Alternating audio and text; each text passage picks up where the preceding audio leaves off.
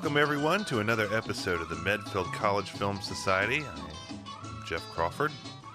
I'm joined by my society members. Mr. Robert McSwain, how's it going? Bonjour, mon nom Robert, et je suis le fondateur. Okay. How you say, I'm very confused right now. Moi aussi, monsieur. Right. Well, and we will go to Michael Crawford next. How's it going, my brother? Ho, ho, ho, si c'est bon. It's good, yes. Very good here. He's good, no? He's good, no? Yavo, yavo. And Mr. Andy Brown, how's it going? I'm not even going to attempt anything. I mean, I could be like, hey, it'd just be awful. Hey, I was going to be shocked. Yeah. blue jeans, man. Oh, let me try that. Oh. How's that? pretty good. En français. Did you Sacre like bleu. it? Well, if you can tell from our mood, we are in the third installment of the Herbie franchise. We have done The Love Bug. We have done Herbie Rides Again, a whole new story. Michael, what are we watching this week? This week, we are hitting the road on the continent with the 1977 Disney classic Herbie Goes to Monte Carlo. Produced by Ron Miller. Miller time in the house. Directed by Vincent McEveety, who was a frequent TV director, who also directed many Disney films in the 1970s, including Million Dollar Duck and Gus, notably. Written by Arthur Alsberg and Don Nelson. They also did a lot of television writing. For Disney, they wrote No Deposit, No Return, Hot Lead and Cold Feet, and Gus. For the record, they also wrote the TV movie The Hoboken Chicken Emergency. Oh, which is a connection I was unaware of. A classic. This fine film stars Dean Jones. He is back as Jim Douglas. This was his last starring role for Disney. It's a swan song. Also starring TV's Don Knotts as Wheelie Applegate, Julie Summers as Diane Darcy, Roy Kinnear as Quincy, a veteran British character actor, the great Bernard Fox as Max, aka Dr. Bombay and Malcolm Merriweather, and featuring Eric Braeden as Bruno von Stickel, Jacques Marin as Inspector Boucher, and Xavier Saint-Macari as Fontenoy. Also featuring music by Frank Duvall. Yeah, Frank Duvall, known for writing the Brady Bunch theme. Yeah, a weird person to pop up in Disney lore. Yes, very interesting. And I missed the George Bruns treatment, Herbie treatment. We have a reprise of some of his themes. That's true. At points, but not George Bruns, which is very strange. Very different feel, and unlike a lot of the movies we've seen, this is a lot of this is shot on location. Yes, very notably shot in Monaco and in Paris. A lot of actual footage from the country, so it has a very different feel from a lot of Disney films from the time, most Disney films from the time, and the other Herbie movies as well. I mean, there were times that it felt like they were in California. Oh yeah, And Okay. They definitely were at times. Yes. okay. I just want to make sure. The Alps. yeah. There were a lot of where it was a matte Really paintings. dry year in the Alps. Yeah, matte painting of the Alps over very clearly a California mountainside somewhere. So yeah, not completely filmed in France, but a lot of location shooting. Well, before we get into it, we usually go to Andy. I do want to go to Andy, but I want to do a check-in here. How are we doing on the Herbie movies before we watch this? How are you all feeling? Well, personally, I was revved up for this one because this was one that we watched a lot in our youths, but I found it interesting because the version that we had was taped off of TV from Wonderful World of Disney, where it aired in 2 1-hour segments, which had been cut for time. So I don't think I had ever seen the opening credits for this movie because it cut right into it in I the can't say I remember that either. tape we had. Yeah, it might be. I think we had the exact same thing. We had it recorded on VHS from TV, so I'm assuming it was from the Wonderful World of Disney. And I didn't have like a lot of vivid memories of this movie, like plot wise, but I remember watching it a lot. And for some reason, Don Knotts stood out mostly for his spanner collection that he had on his coveralls. Naturally, for some reason that was that was burned into my memory. It was nice and flashy. But yeah, this was like the director's cut for me because there were scenes that had been cut from our version that I had never seen before, just little dialogue scenes. And so it was kind of exciting. All right, Andy, what were you thinking going into this? I was, based off the name, I was excited because I was like, okay, here's some car racing in Monte Carlo. And honestly, that's the worst title they could have given this film because you don't get to Monte Carlo, spoiler, until the end of the movie. And so I was kind of really disappointed in that.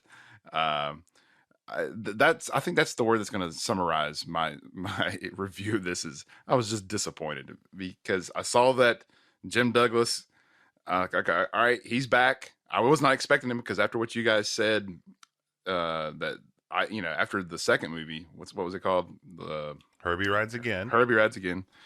I was not expecting to see him again at all. And so when he showed back up, I was like, oh, this could be interesting. And I was kind of, I knew you guys had said a few things about how, like we wouldn't see some of these other characters again, but I was not expecting how much of a departure it was from the previous, from the first movie, The Love Bug. So yeah, it was a disappointing movie to me.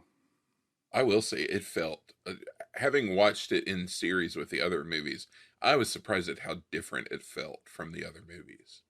And they really like to turn the wheel on this franchise. No pun intended, of course. Yeah, jerk it.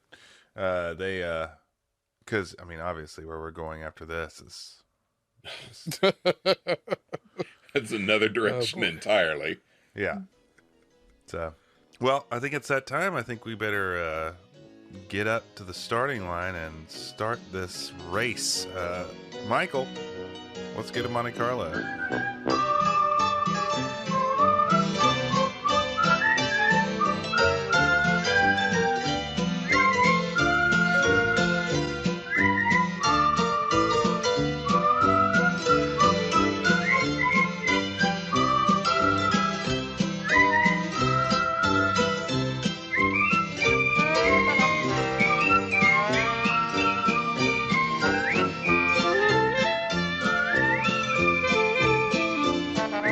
Well, we kick things off with Herbie getting his passport stamped. And like I said, it's weird to see this movie with the opening credits, but we get a montage of Herbie driving through the French countryside and eventually into Paris. We find Jim Douglas and Wheelie Applegate inside. Herbie, they're driving around, but they're lost. Wheelie's messing with his French map, and they don't know where they're going. So Herbie takes it upon himself to pull over to get directions from a cop. And it's here we find out that Jim and Wheelie are there to enter the Trans-France race. And when Wheelie proclaims that Herbie's going to be the winner, the cop laughs at him. So we get the mandatory oil leak gag. Yeah, this is a trademark gendarme. Well, but I was disappointed they didn't have the Foley that goes along with it. There was no... Yeah, that's true. And already though, my first note is what happened to Willoughby Whitfield. And maybe it's me coming in and having higher expectations because more modern movies would have the storyline kind of carry through, and maybe it just wasn't what was done at the time. So I'm expecting Willoughby to show up, or there'll be some sort of explanation about why is now Jim Douglas why is he back with Herbie? Right. And last time we Carol? Where's Carol? Why? Last time we heard that he was off racing cars in Europe, and I was like, oh, maybe there's gonna be a tie in there, and there was nothing like that.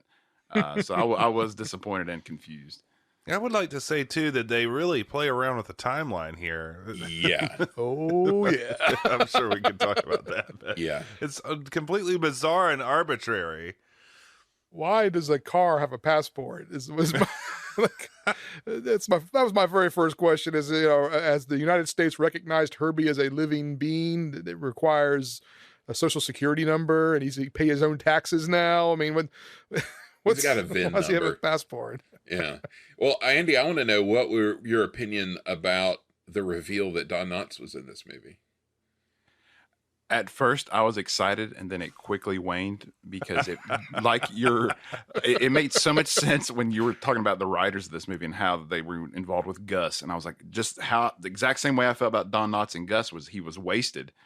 I don't think Don Knotts lived up to his potential in this movie. I think there was a couple of, he gave a few Don Knotts looks and, a couple of some of his mannerisms, but I think he could have been so much better. So it was really disappointing. There's some, I don't know, there's still some high level Nazisms going on here. I could count on like two fingers. He still gets it in there though, at least twice. One of the reasons I think I gravitated towards this one as a kid, not only because it was one that we had on tape, but it had Dean Jones, but it also had Don Knotts. So that was always exciting for me. But I think you're right. He's well better used than Gus, certainly. But still, like, maybe not to his full potential. It's a little sort of Mr. Furley adjacent, this character, than Barney adjacent. So yeah, and I think they didn't need Don Knotts for this movie. I mean, they could have gone with some other actor to done the exact same thing, and I think it would have been fine. But there are times, though. I mean, what I also want to know is what's that connection? How did Wheelie and Jim get together? I mean, yeah, because there's an implied history. There's an implied history between them. So it's like, well, who is he? Where did he come from? Where did they meet up? I think that would have made it a lot more interesting to use Don Knotts, who's clearly a little bit older. I mean, there could have been an interesting story of Wheelie Applegate. Plus, one of the best character names. Oh yeah, you got. Wheelie Applegate is really top-notch name. So, missed opportunities left and right. It does drive me crazy, though, how they spelled his name. It's with a Y. Yeah. Which he has helpfully painted on his helmet later. Yeah. Which I like. So they get pointed their way to the race. And as they're heading there, we pass a strongbox being unloaded from an armored car. And a weirdly high-strung guy who feels to me like one of the villains from Raiders of the Lost Ark is proclaiming the arrival. I was thinking. Yeah. It's the exact same thing. He's proclaiming the arrival of the most magnificent diamond in the world, the Étoile de Joie. And he announces to the crowd that the exhibit featuring the diamond will be opening that afternoon. So, is that a normal strategy? You just load it in the front door with a crowd of people? You have something really valuable? Yeah, I love how they have like somebody in the crowd is like, is that the payroll for the museum? Is it really that important? I'm like, why? Why did you drop that in? It's like, no, it is a diamond. And why are you there, that guy? Like, why are you attending this event? Let's all go down to the museum and watch them unload the diamond. Yeah, that we don't even know is a diamond. And, that they're setting up the exhibit. It's opening that afternoon. So apparently very little setup required. So something that also kind of reached out to me was that it felt very much like the Blake Edwards Pink Panther films, especially like the Return of the Pink Panther, with Christopher Plummer, rest in peace. Yes. So yeah, that whole theme kind of ran in parallel with this movie. I mean, especially with the inspectors and all that kind of stuff further on down the film. But yeah, I definitely got a strong Pink Panther vibe. I mentioned this later as things unfold, but I mean, there's clearly an attempt here because that was a very successful film franchise at this time. Very clearly an attempt to like elbow in on some of that action, some of that Pink Panther action in this movie, in several ways that we'll see.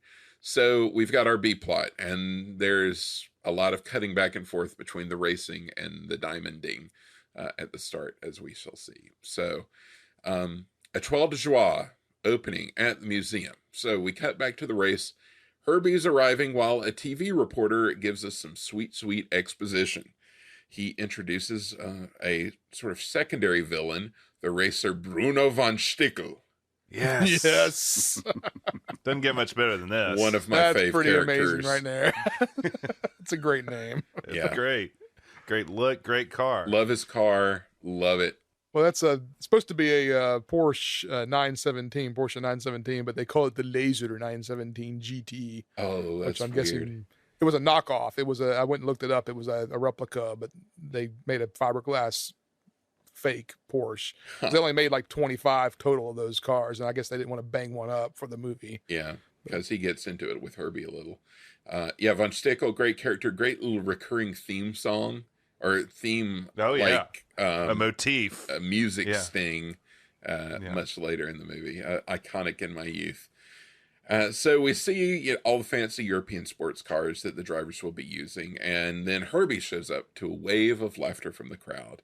Apparently, they haven't heard of Herbie's record. They shot this at the Eiffel Tower, didn't they? Yeah. Was that backdrop? Yeah, that blew my mind when I saw that. Yeah, that's, I was the That'd be flavor amazing. of this movie is very different because they're shooting a lot of this stuff on location. And it's like, Yeah, yeah, the backdrops are gone, and they're just going for it. Yeah. This one. all these cars and, all these people on location. It's a bigger production. The reporter goes to talk to Jim and Wheelie. And so we get the exposition. We find out that they haven't been in a race in 12 years. Why? Why did they do this? Yeah, I don't have. Yeah, Which so is weird 19 because even the original Love Bug was what, 8 years 10 old years. when this movie came Yeah. out? Yeah. Well, it came Yeah. out. Yeah. It was 69, right? So this would have been 8 years Yeah. later. Then that'd been 8 years. Yeah. And just like 4 years after Herbie Rides Again. So, Okay, so let me ask a question. So 1965 is when he last won a race on that timeline. So Herbie wandering into a showroom is a plot hole radar gaff. Herbie wandering out of a showroom is another plot hole radar gaff. How is that on a plot hole radar there, Andy? It's off the charts, man. Yeah. I agree. I agree with you on that. I agree Yes. with you. I mean, at this point, I just threw my notepad across the room and I was like, whatever. It's just like, why would they do that? Like, why? Yeah, it just makes any. It's like it's not like they had to. Yeah, there's no reason. It doesn't make any sense. they ignore And everything and imply that Wheelie was Jim's partner before, which of course we've never seen Wheelie before. So Well, the other thing, it's like the most prestigious race ever. It's like, well, if he hadn't raced in 12 years, like, and everybody's laughing at him, and they don't seem to really know the car, like, how did he get in to yeah, the race? you just show up in your Volkswagen. He just drive up. I used to race. Anyway, yeah, we have no idea what's been going on in that 12 years. No idea what Jim's been doing. Apparently, unmentioned Carol didn't make it out the other end of whatever it was. He's still dressing nice. It's not quite as nice, but he's still dressing nice. Still He's- got the turtleneck going. Yeah, he's got. Yeah, I was gonna say Jim's still rocking the attire. So and doing the driving routine as well. The Yes, Jim driving. always. Yeah, not as much. No gum in this movie. No chewing gum. I noticed. But Maybe this is like an alternate, like an alternate universe, and we don't realize it. Like there was like some sort of like a rip. In this Yeah, it could be a space-time yeah, continuum. a JJ Star Trek thing. yeah, multiverse of madness. So anyway, the point is this is going to be their big comeback, the Trans race. So we get some kind of quality Don Knotts posturing before Von Stickel gets in some slams about Herbie being so small he would fit in the washing machine with their socks. Oh, so good. Yeah, real good taunts throughout. Highlight of my movie. Herbie is a real jewel, Wheelie proclaims, before we cut back to the museum. Boom. Boom. Where the Étoile de Joie is being readied for display. So here, the high-strung possible Nazi guy is talking to the security guard, who is the guy from Welcome to Pooh Corner. Welcome to Pooh Corner. Yeah. Yes. Pooh Corner guy. High-strung guy is showing off the security system, which is run by computer. It's the finest security system ever devised, he says. It will protect the diamond better than any guard. So why even try putting a guard on it? Don't even bother. Just have the system. Security guy, who apparently has impulsivity problems, reaches for the diamond to show how easy it would be just to grab it. But it sets off an alarm and a giant cartoon-grade cage drops from the ceiling. It's a real Looney Tunes style cage coming down. Very lightweight cage. Yeah, very. The Diamond Man turns off the alarm and explains that the pillow on the display is heat sensitive to any hand which might stray too close. He covers the diamond with a glass vitrine and arms electric eye beams which surround the pedestal. He has the guards leave the room and then activates sensors in the floor which would detect the mere ashes of a cigarette. So they leave. And they turn on the security cameras. Oh, wait, never mind. Yeah, no security cameras. We got the electric eye. We got a heat pillow. So wacky music starts to play, and one of the statues in the room slides open, which invites so many questions. We find two shady characters inside. It's Quincy and Max. Well, it's like such a slow reveal of like the opening and the music, and they sit there in it for so long. Yeah. I remember this whole thing seemed so long when I was a kid of like, can we just get to the racing? And I would like to say as an adult, I maintain that opinion. It's like, this goes on way too long. It goes on way too long. Yes, it does. So much fumbling and so much unnecessary shenanigans. Quincy and Max are up to no good. Obviously, they're here to steal the diamond, but first they have to get to it. Outside the room, creepy Nazi guy refuses to give the security computer to the guard, saying one does not part with the only copy in existence. He's really weird. He's so weird. He's so weird. He's like sweaty. Something's going on here. Yeah. I can't quite figure it out. Back inside, Quincy's struggling with a system of ropes to make his way to the diamond above the floor, while Max says he should just trust in technology, and he disarms the system with his own code. He has his own computer. We go through the gag again, with Quincy using the old thief toolkit to detect the infrared system, while Max uses his computer to just switch it off. We go for the rule of threes gag, and it comes to him taking the diamond off the pillow, but there's a problem. Max has the codes written down for him, but he can't tell if one digit is a 0 or a 9. Quincy proclaims that the old ways are the best ways and uses this sort of cartoon retractable arm to try and grab the diamond. He's startled when Max's pocket watch, which inexplicably has a very loud digital buzzer alarm, goes off. This is a recurring gag in the movie that never has any payoff or point to it, I will add. It pays off in the end, doesn't it? Kind There's of. a callback at the end. Kind of. I don't know why a pocket watch would have really a loud strange, digital alarm, but regardless. So anyway, yeah, Quincy's like, why didn't you get that fixed? And I'm like, why does it exist in the first place? Anyway. It just felt like, yeah, there was and the writers were like, we need something. Well, we'll make his pocket watch make noise. Oh, perfect. That Yeah, makes good. sense. It'll be a jump scare Moving on. that makes no sense whatsoever. So we cut back to Jim, who's making his way through a crowd, but he collides with a lady, and they do a little back and forth over a dropped helmet before Wheelie shows up. Wheelie gives Jim a speech about how Paris is the land of love, and how they need to make a deal between themselves to resist the girls. Very Barney Fife there. This Super is the Barney. peak Barney moment of the movie right here. See, I'm like, but I'm still like confused. I was like, well, what about, he's married. Yeah. Where's his wife? And so it was jarring to have that conversation to me. No mention of Carol. Oh, we do get a mention later in the film that Wheelie's been divorced twice, but no mention of Jim. There we go. Maybe Jim has a different code, man. Yeah. The racer code.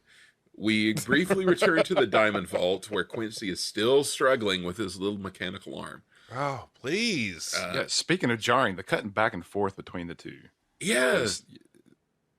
There's no like rhythm to it, or like Right. It's just like, yeah, they're still screwing around with the diamond. Anyway, back at the race. Yeah, it's very strange.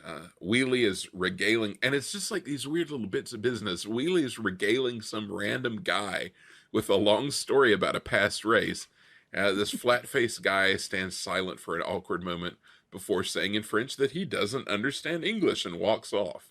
So this is like just a gag. And we're back to the diamond. So it's just like throwing these little things. Like, what can we think of that's going on? Okay, he's talking to a guy who doesn't understand English. All right, back to the diamond. Two thieves are still struggling with the arm as guards are expected any minute. Quincy finally gives up and just grabs the diamond, which sets off the alarm. But the falling cage is stopped by the rope that he had previously tried to use to cross the floor. I don't think he knew that was going to happen, but whatever. They jump out a window, which is convenient that there's a window there, and flee as the guard and the creepy guy come in. Mr. Computer Man stamps his feet in protest, causing the cage to finally drop on him. Trapped. Gotcha. Again. Oh, boy. Outside, the thieves come across the mustering spot for the race as police stream in from all angles. They're trapped. Nobody is to leave the area, which causes Jim to realize that they still need to qualify for the race. As the police flood the area, searching everyone in sight, the crooks sidle up to Herbie and surreptitiously slip the diamond into his gas tank. Okay. Okay. Yeah. First of all, proceed. The extras in these scenes outside the museum are horrible. like every shot, they're staring at the actors, like just staring at them. Like everybody in the crowd is just like they're like at like Epcot, watching street performers. Yeah, I mean, that's what it felt like. And then there's a lot of like casual sheiks wandering around France too. Yeah, I noticed that too. A little international flair. International, yeah, that's right. And then, of course, the gas tank on the Beetle is it's enormous. The filler cap is, and that's not where it is on the normal Beetle. So, yeah, I just immediately I saw that. I thought that's comically large and is ridiculous. Not only hiding a diamond in it. Not only not where it is on a Beetle, but not where it is on Herbie in any of the other movies. But it's Correct. just there so they can pop it in. And this diamond's the size of like a baseball. And but the rest of the movie is them trying to get it out of the gas tank. But my question is, how do you plan on getting it out? Because it's not like, oh, well, just give us like a second, we'll grab it out. Well, no, unless you're Plastic Man and can like magically reach into it or something. But that's a really recurring issue throughout. I'm again going back to the who was in the writing room when they did this. Like, there's so many other places they could have hidden this that would have made more sense. Yeah, totally. But, there are places to hide it in a car. You could. Andy, do you feel seen right now? Yes, I was just about to say, I feel so much better knowing that you guys had problems with all of this. Because I was like, they're just. Although I gotta tell you, I kind of wanted to come in there like defending it all. Like, what are you talking about, Andy? What's the problem? Andy, why can't you have fun, Andy? Yeah, why don't you just lighten up, Andy? Cars have gas tanks, don't they? Why not put one in there? So they slip the diamond in the gas tank. They plan to come back and grab it, apparently instantly after they get patted down. But as they're being frisked, Jim and Wheelie show up and drive Herbie off to qualify for the race. Another thing that cracks me up about this bad plot device is that they're like, oh, here, let's put it in this gas tank in this car. And they're like, whoa, the car's moving? What? Yeah. It's like, why are they so shocked that the car's going away? Cars move. Like, what did you think it was going to do? And then they're like, we'll never see it again. Right. And it's like, well, it's in the race. But I love how they sort of despair that they'll never see the car again. The helpful reporter guy pops into frame and says, no, you will be able to see him in the showroom on the Champs-Elysees this very afternoon. That was so like a convenient. Wayne's World gag or something. Yeah. So they feel good about that. And we cue some sinister music as we cut to a trademark French inspector surveying the crime scene. He's accompanied by Detective Fontenoy, who is both a Lost to Time Sacha Baron Cohen character Yes. and a shameless attempt to ride the success of the Inspector Clouseau films. So I was going to say that when Sacha Baron Cohen came about, I thought he reminded me of someone, and it took me to watching this movie again to realize Yep. that this is it. This is it, man. I had the same reaction when he became a thing. I was like, I know he's definitely a guy I know, and this is that guy. Right. Fontenoy is a bumbling around. He's trying to do police work, but he's overeager.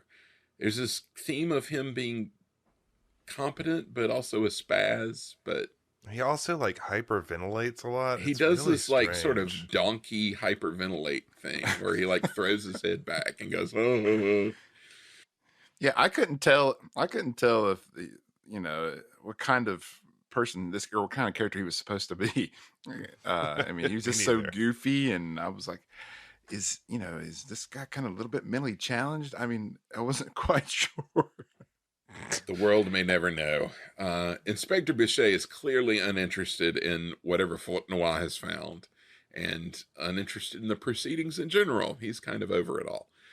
We get a gag about the computer security guy accidentally setting off the alarm and trapping the inspector under the cage before we return to the racetrack, where Von Stickel is looming around waiting to slam on Herbie when Jim and Wheelie show up.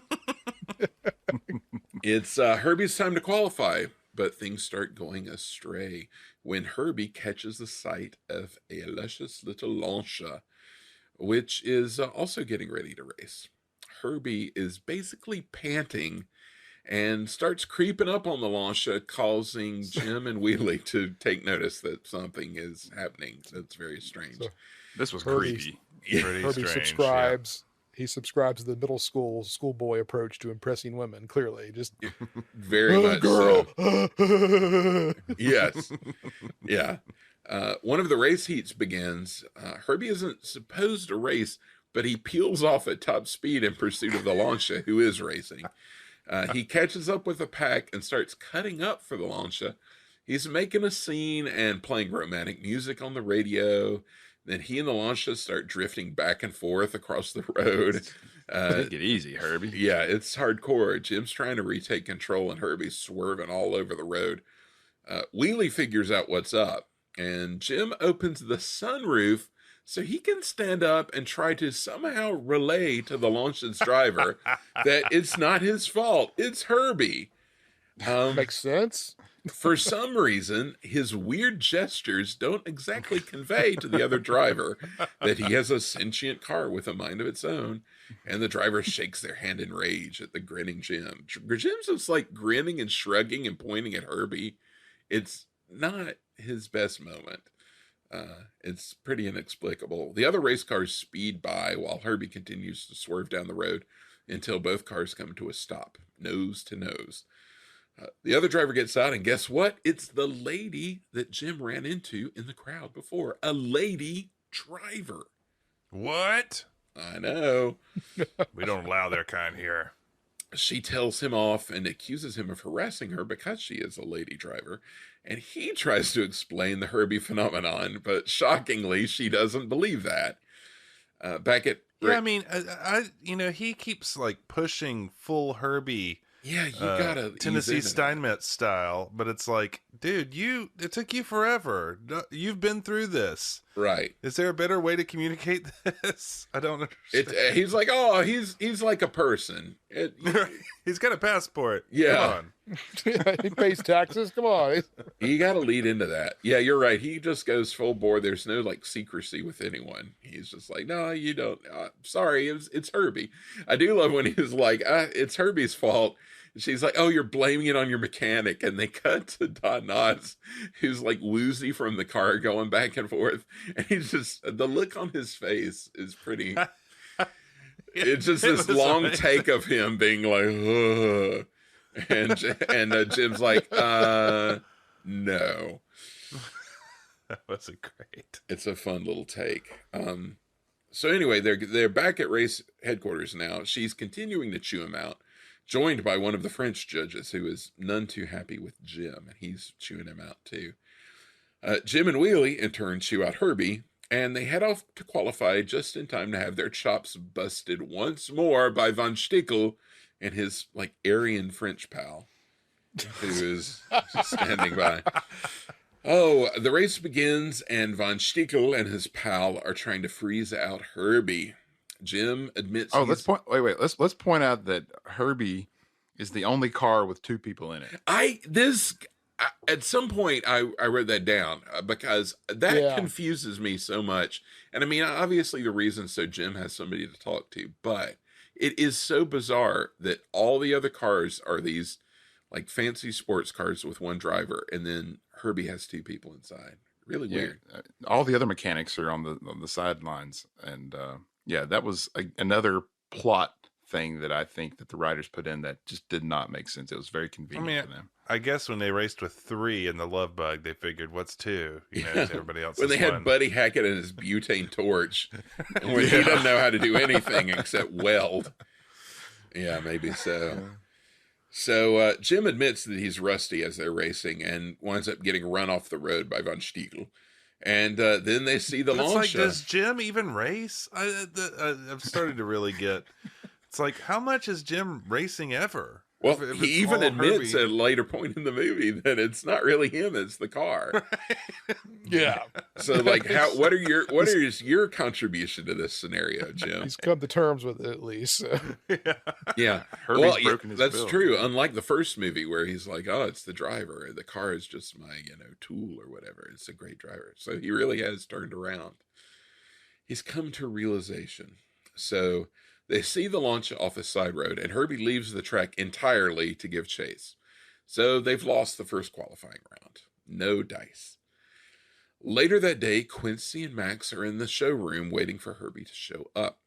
Max has been on the horn with their boss, Double X, who isn't happy about having lost the diamond in Herbie's gas tank. Herbie rolls in, and before the crooks can sidle over to Herbie, a French announcer says that they're going to show a movie about the route of the race. And so they are going to turn off the lights in the room. But before the curtains close, Herbie sees the Lancia drive past and heads out of the room when darkness sets in. Max and Quincy, thinking the car is still there, sidle over to grab the diamond, but first Max's inexplicable pocket watch alarm goes off. And no one seems to notice. There's no effect. It just is a thing that happens. And then they bumble into the podium, which is holding the race trophy. The lights come up, and they've broken the trophy and made a mess. And Jim notices that Herbie's gone. So he and Wheelie go off in search of their runaway car. Herbie's driving through the winding Parisian streets, and when he finds his Lancia, we get a prolonged skit where a truck driver almost hits an old lady carrying a bunch of bread, which she drops, and then they start yelling at each other for a long time. That's a crazy scene, though. I mean, the stunt there felt really dangerous. Yeah, because it is like, it happens in like one take, and it is a big old truck. So he had to not run over the old lady in real life. They're fighting, and as they're fighting, the truck blows a lot of sooty exhaust over Herbie. And when Herbie finally gets to the Lancia and tries to creep up on her, he's all ashy. So he finds out some guys pass. It's the old guys holding a mirror gag, except it doesn't break this time. It's just so Herbie can see how filthy he is. And I've never seen anybody crossing the street carrying a mirror that size. You, an enormous mirror just bare with Has nothing anyone- on it. Yeah, same. All they needed to do was like be carrying it to like a watermelon stand or something like that. So once Herbie sees how nasty he is, he drives off to take a bath in a fountain. Watching all this transpire is a French waiter who looks like Carl Pilkington, who stares blankly at the proceedings throughout.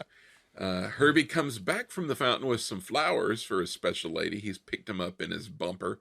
They have a little cut where he kind of tosses them up and she catches it with her windshield wiper, which is fun. And they flash their lights at each other for a while and wind up taking off for parts unknown. I'd say that when he had the soot all over him, he like deflates a little bit. There's a lot of crazy Herbie effects in this movie. Like the Yeah. car. Yeah, they took it up a notch. Yeah. Yeah, they It was really did. really out of hand. Like a lot of like real practical effects that Yeah. stunt cars and stuff. So I mean that is a little bit of an achievement for them. A lot of gags. The waiter, who has continued to watch all this happen in amazement, eventually gives up trying to serve his customer, who is an amazing French random actor, 70s actor kind of guy.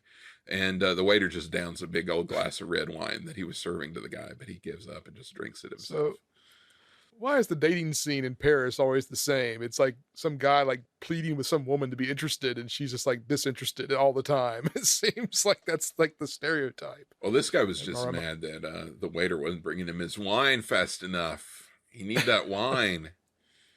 It was a very American attitude with a French accent. Yeah, it was. Yeah, it was. Extras from Impressions de France. So we cut to a scenic park where Herbie and the Lancia are driving around while romantic 70s music plays. Diane, who is the lady driver, has apparently driven her expensive race car just to lunch. Like you do. Exactly. As you do, comes out of the restaurant and thinks the Lancia has been stolen, which, why are you driving it around? The befuddled waiter is just starting to tell her what happened when Jim and Wheelie show up in search of Herbie. She is not happy to see them, and is even less happy when the waiter tells her that the cars stole each other. Back in the park, the two cars are still cavorting, and Jim, Diane, and Wheelie are in a cab looking for them. Diane isn't really receptive to the Herbie story still. Yeah, but hang on a second. They drive around, like Herbie and the other car drive around for like what seems like forever. Yeah, they're all over the place. They're driving along Yeah. the banks of the Seine. Which is a great scene. They run a bunch of fishing Frenchmen into the river. I like the guy who just kind of slides down slowly. Doesn't seem smart swimming in that river, but No. Seems like they could have gotten by, they could have gone to the edge and just stood there, but, they went in. That was the most dangerous stunt in the entire movie. Is going in that water in the 70s, especially. Back in the cab, the driver is laughing and tells Jim and company that the radio said that a couple of cars have taken a ride on the Bateau Mouche. Jim realizes, well, that's got to be Herbie, because who else would it be? And they head for the Seine. Sure enough, Herbie and the Lancia are passing beneath on a boat. Jim thinks it's funny. Diane does not. And without a word, she storms off. I'm with Diane. I don't think it's funny either. So, well, he asked her out on a date here. Yeah, he? he's like, oh, maybe I can explain over dinner. Hey, my wife's not here. Maybe we can go out to dinner and we can talk about this. Yeah. Jim's been out of a lot of games over the last 12 years, I think, judging from his moves with Diane in this movie. He's as rusty in love as he is on the racetrack. So with her storming off in a huff, a wordless huff, which is the worst kind of huff, we end our first act.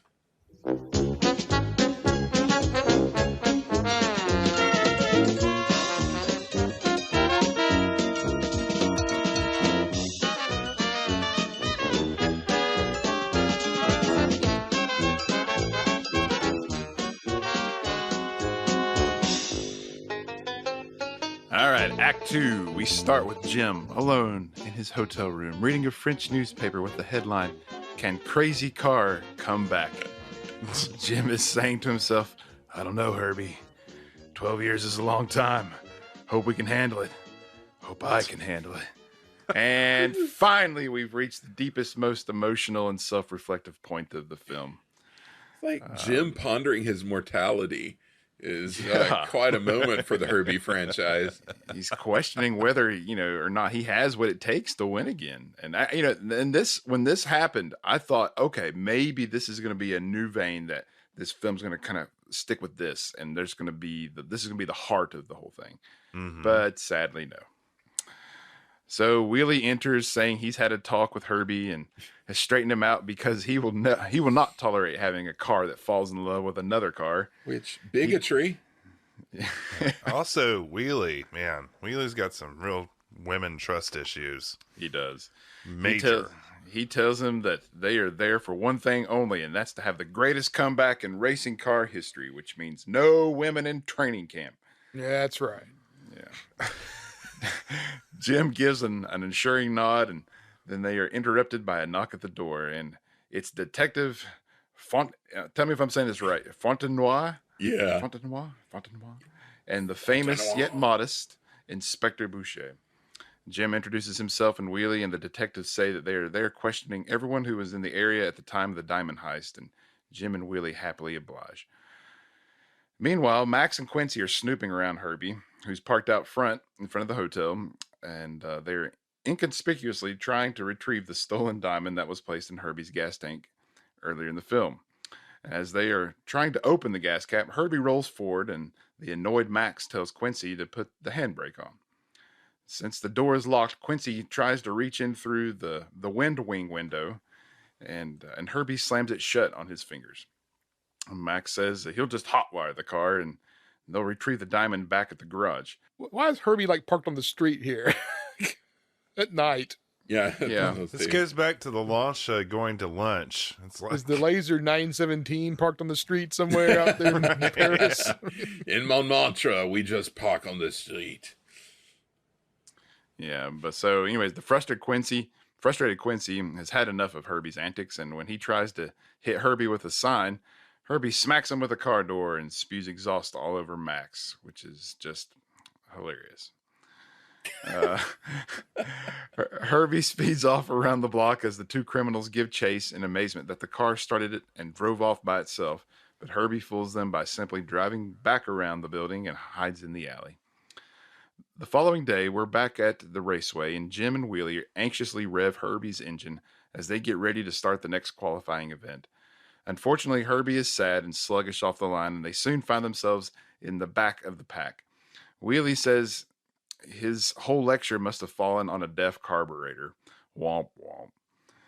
Jim gives Herbie a good talking to, saying he needs to either get the lead out of his pants or he's going to ship him back to the States to be stuffed and hung on a wall in Retirement Village. But Herbie doesn't seem to care. He continues to poke along down the racetrack until suddenly he sees the Lancia, who arrived at the event just moments earlier with Diane. Well, that's all Herbie needs, and pops his signature wheelie and takes off like a rocket. And they soon reach the front of the pack, and Jim is convinced that Herbie is doing all this for them until Wheelie realizes that it's the Lancia that he's doing it for. And as they drive by the Lancia, it flips her headlights and in a flirty manner, which puts Herbie into a series of 360 spins. I mean, what'd you think of that? I would like to know how they did that. There were some tricks in this movie I would actually like to know how they did, because it's pretty wacky. Yeah, I agree. It's odd how the French countryside shares like a striking Laguna Seca resemblance or- to the California countryside. Yeah. Those fire hazards in near Paris. I believe I read that they shot the qualifying scenes on the same track they used. I think the Jackrabbit Run track from the first movie. Yeah. It looks like it. Well, it doesn't really matter now because Herbie has shattered von Stickel's time, putting them at the top of the poll with the best qualifying time. And von Stickel and his, is it Rebu? Is that his name? Oh, I don't know. The blonde. I don't know what think his it's- name is. The blonde guy. Yeah. I It's think it's Rebu. Depardieu-ish. Claude or something like that. Yeah. Rebu stand nearby to congratulate Jim, saying he's just on the route to test my dust tomorrow. That's my best French accent. And Von Stickel says he will turn Jim's hello comeback into goodbye forever. Goodbye. And, that's the most serious trash talk I've ever heard. Wheelie says that those two are just a bunch of charm school dropouts as he and Jim bask in their achievement. Diane is nearby and she's about to make her qualifying run and observes Jim and Herbie's success, but looks none too pleased about it. And this was all that she needed. This is all the motivation she needed, and during her qualifying run, she drives the Lancia at top speeds, matching Jim and Herbie's qualifying time. And as Herbie crosses the finish line, he just swoons, or excuse me, as the Lancia crosses the finish line, he just swoons. He's like kind of hung over the barrier railing, there. Yeah, he's got like his elbows up on the rail and just kind of like leans in. Effects. It's just so odd. It's very odd. Well, Jim goes to congratulate Diane, who thanks him for staying off the track this time so she could show what she could do. Jim says it wasn't exactly her, and it was her car. Jim. Diane, with the ever-growing chip on her shoulder, says Jim has a real problem with women in racing. Agreed. Just Jim- women. Jim tries to explain that Herbie is not like other cars, and he's in love with Diane's Lancia. But Diane isn't buying it, saying, when the men come by from the booby hatch, go quietly. Nice. Yeah. Nice. Definitely. And imagine Jim's- how insane this must sound to her. You know, oh no, it's your car. She's showing off for my car because they're in love. Yeah. Okay, dude. Jim says he's just trying to warn her about her car, and Diane says she's in this race to win, and frankly, she'd like to see Jim and his car disappear entirely, which leaves Jim speechless. Stuck. Later, Jim and Wheelie are driving Herbie along a remote California, French road, when Max and Quincy suddenly appear behind them and pull up next to them, flashing a gun and demanding they pull over. And let's talk about Jim's look here now. Yeah. He's got the cap, the red turtleneck, the jean jacket. Yes, the turtleneck. Oh yeah. Always. Yeah, he's Always looking That sharp. cap Now- too. Now we've established in the previous episode that Jeff, you kind of stole some looks from Jim. I mean, did you ever steal this look? I did not. No, I only no. I mean, I wish I stole more of his look from the Love Bug, but I never went this far. I'll agree to that. You never cross this line. Well, Jim pulls over, and just as Max and Quincy get out of their car, Herbie takes off over the bank on the side of the road, across country, and into a gypsy camp. Well, Man. Oh man. Oh, Max and gypsies. Max and Quincy are not far behind as the two cars destroy the gypsy camp. You know, and as soon as I saw it, I just started thinking, "Gypsies, we are the gypsies. We're here today and gone tomorrow. Cheerful, we're always cheerful. Our life is nothing but a happy song." Wow, you know that better than I do, man. Our other gypsy movie. Yeah, It made me think about the writer's room again. You know, like, did they just have like, okay, France. I'm just thinking France. What can we put in this? You know, you got some French bread. You got the Seine. You got the Eiffel Tower. We got to have a gypsy camp. You know, Yeah, there's gypsies in Europe. Yeah. hello, gypsy. Yeah, those gypsies. This is more Golden Oak Ranch shenanigans. yeah, Pretty much that's right. anytime Herbie drives off the road, he's back at the old Golden Oak Ranch, going into or out of the same pond that he skipped across in the first. Yes. In a nearby tent, a gypsy fortune teller is looking into her crystal ball, telling an old man his future, saying, "Darkness is about to fall upon you." And that's just as Max and Quincy's car drives by, causing the tent to fall on the two occupants. And the old man exclaims, Michael, Amazing! It's a great line read. It salvages a dumb joke. So yes, the destruction continues as Herbie jumps a ravine, crashing into a table of food, sending a cooked pig into the air, which eventually lands in Max and Quincy's car through their moonroof. And I just love like the long shot of just it in the sky. It's like flying. It's like Super Monty Python or something. It's like Yes. they dropped it from a helicopter or something. that's true. And when their car landed, that car looked like it had been totaled. Yeah. Oh yeah, yeah. I was gonna say the Mercedes Benz when it hit, you could see the suspension just below, like it Yeah. just bottoms out and just nothing left. And then the very next cut, scene, they're just flying. those Benzes, man, they can go. So so Wheelie says that they're still after them, and Jim says, "Hey, I think they are trying to kill us." Like, come on, Jim. It's been a rough 12 years for Jim. Yeah. He's been out of the game. Anyways, they drive through at a construction site. through a cement pipe, and the crooks pursue, but their car doesn't fit and they crash. Blah, blah, blah, blah, blah. This movie is so tiresome at this point. Does it really matter what else happens I here? like how And I they're had to putting say- in like a new aqueduct by the gypsy camp or whatever. Like running a new sewer line to the gypsy camp. And I think that's what it is. It's these tiresome gags that are just just constant, that, just stereotypical things that they I mean, it's all like put it, in. it could be happening in like Hazard. In the That's new what I say. Yeah, Hazard. it's definitely. That's what I was getting. Was it's just there's always road construction and hazard, but there's never paved roads anywhere. So Jim and Wheelie get away, but Wheelie thinks it's that cute little time bomb, Diane, who sent those guys after them. And this leads Wheelie to go on a tirade about how females never say what they mean, which makes the female species more deadlier than the male. And What in the world? And he reveals he is his. I also have a mother and 3 sisters and 2 ex-wives to prove it. And I they do never love told the him. line when he says female of the species is more deadly than male. Jim says, "You read that somewhere." They said they never told him they wanted him out of the house, but every time he came home, the lock was changed. And I mean, that really paints an interesting picture of Wheelie. I mean, it makes I want to see the Wheelie prequel. I think it would be good, like a Better Call Saul kind of thing. What if this is Mr. Furley Oh, under a that's different great. name? He finally I got love the it. boot and headed to Europe with Jim Douglas.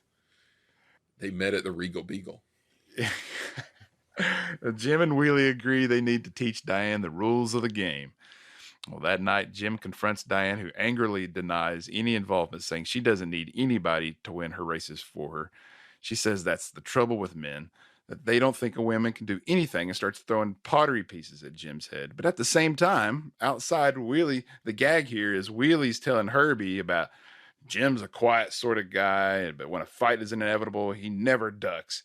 And then, of course, cut right back to Jim ducking behind a door as Diane continues to lob items at him, saying that she's Man, not this Yeah. really stuck in my head. As Oh a yeah. kid. Oh yeah. I mean, this I don't know, for some reason this scene was really hardwired. Yeah, Because like the timing of it, like I think it's the gag is not like an innovative gag of like Wheelie telling Herbie all this stuff while the opposite is happening, but like it's really like well cut. Like I think the timing of it is really well done, and there's like watching it now, there's something like weirdly cathartic about Diane unloading on Jim because he so deserves it. And she's like, my mother and my father said I shouldn't do this. And like my aunt, my uncle said I shouldn't do this. And but I'm going to do it. So See that? Yeah, that's interesting though that you pointed out that you feel like he deserves it, because I feel like this movie has an obvious tone of women's empowerment throughout the whole thing. And I know this is late 70s, so we're talking like the second wave of feminist movement and things like that. So I just felt it could be that I just watched Avengers Endgame and I saw the all female scene yeah, at the very Yeah. end, and the heavy handedness of where I think it's great. I think there was some heavy handedness throughout that piece, and so it could be that that's kind of affected the way I saw Diane's attitude. But regardless, I mean, she's very emotional about it. And I didn't think it was very cool of her to be throwing stuff at Jim's head. I thought she could have handled that better, but I don't know. She may have had a pretty rough time before. she's so, had enough. Yeah. She's sick of it. He's just the Yeah. straw that broke the camel's back. It's a big race, man. Big race. Yeah, she a wants to lot win. riding on us. Yeah. Well, while this is going on, Max is on a payphone with his employer, Double X, saying they've had another complication, referring to their destroyed Mercedes-Benz. But who's Double X? Why, it's really the famous Inspector Boucher. The inspector is at the police station berating Max for losing track of Herbie and Douglas. And fortunately for them, at that very moment, who walks into the police station? That's right, Jim and Wheelie, who ask for Inspector Boucher, much to his surprise. Jim asks the inspector if they could put Herbie into protective police custody for the night since someone is after them. The inspector, who's still on the phone with Max, agrees, and But realizing that he's holding the phone with Max on the other end of the line, he oddly pretends that it's his girlfriend / mistress or something like that. And this causes Wheelie to give a very Don Knotts approving sly smirk as he and Jim kind of awkwardly leave. That was a strange kind of change, a gear change, you know. Yeah, but they're like, yeah, all right. So after they leave, the inspector / XX quickly tells Max that he has the car, and he tells them where to meet them, which ends their phone conversation. The inspector walks out onto the street to take possession of Herbie, just as the bumbling detective Fontenoy arrives, who says that since the inspector has so much on his mind, he would gladly take care of the car for him. Well, this makes the inspector angry and frustrated, and he snaps at Fontenoy, but he nervously plays it off as Jim and Wheelie look on in a confused and kind of concerned manner. But as everyone leaves, Inspector Boucher admits to himself that indeed Fontenoy is, oddly enough, his very best man. This was another thing that stuck in my mind a lot, pretty distinctively, was the way he slaps his hands when he's trying to get him like to stop messing with Herbie. The inspector slaps Fontenoy's hands and then does this like really crazy nervous laugh, like ha ha ha ha, and that really stuck in my brain for some reason. I don't know why, because it's so like shocking. Yeah, it's like weird, like I don't know. There's something really weird about it. Well, later that night, the inspector / XX is on the phone again with Max and Quincy, who say they've covered the whole city looking for Herbie, but still can't find him. XX says that in the morning before the race, as Herbie fuels up, they need to be there. And this brings Act 2 to a close.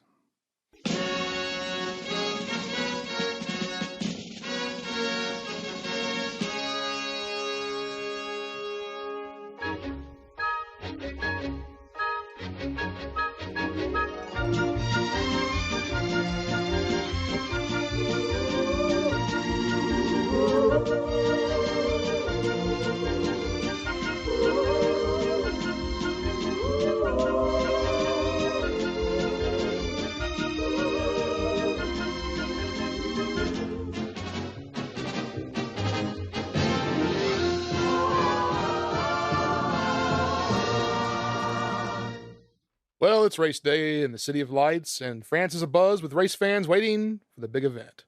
Wheelie is getting ready as the onlookers look on a little too closely at Wheelie struggling to put his coveralls on. But where is Herbie? Well, it seems Detective Fontenoy is running late.